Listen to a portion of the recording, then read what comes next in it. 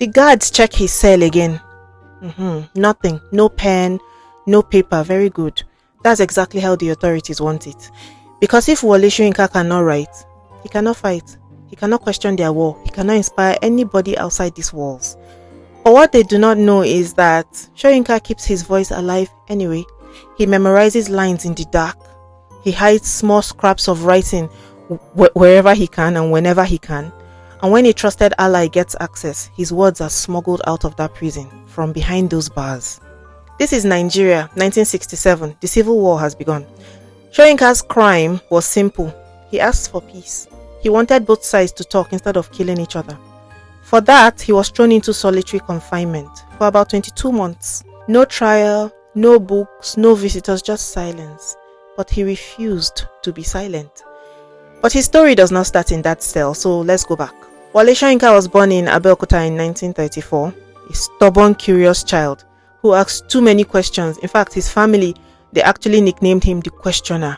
At home, he saw courage every day. He had a mother who organized women to challenge injustice, a father who believed education was a weapon, and an aunt, Funmilayo Ransome-Kuti, who confronted power directly. So rebellion was in his blood. At University College Ibadan, Soyinka and 6 friends, they wanted to break the tribal and class barriers that divided students. So in 1952, they formed a group called the Pirates Confraternity, the first of its kind in Nigeria. Its aim was simple: equal treatment for everyone, no elitism, no tribal politics, nothing like that. Today, some groups copied that idea, but they became violent. But that was not the purpose of the original pirates. Soyinka himself has distanced himself from these later groups. But that founding moment, it showed one thing.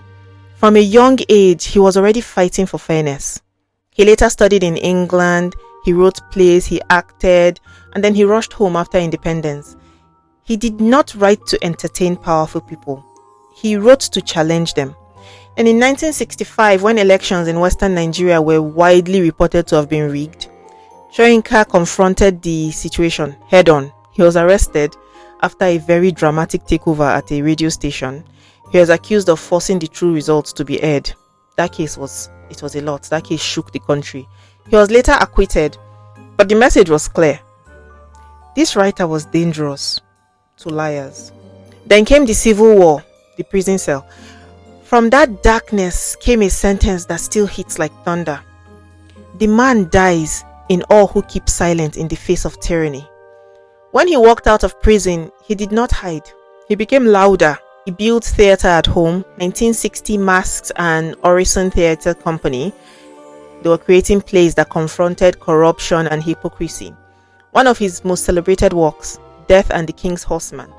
It's now studied and performed all over the world. He also shared his knowledge globally.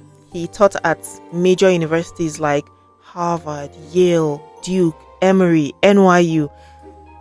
He proved that African voices belonged at the center of the world conversation, And during the military rule of Sani Abacha, a period that many Nigerians describe as one of the most difficult times in their lives, Soyinka, he temporarily left Nigeria. He was working from abroad so that his voice and his words could stay free. In 1986, the world finally recognized what Nigerians already knew. Wole Soyinka became the first African to win the Nobel Prize in Literature. Not because he was polite to power, but because he told the truth to power. Even today in his 90s, he's still speaking, still challenging leaders, still defending human rights, still refusing silence. Some heroes fight with guns. Wole Soyinka fights with words, and somehow that scares tyrants even more. Wole Soyinka, the questioner who has never stopped, the voice that they could not lock away, a true hero. Thank you so much for watching this video. If you like stories like this, please follow me. I tell these stories all the time on all my social media. Thank you.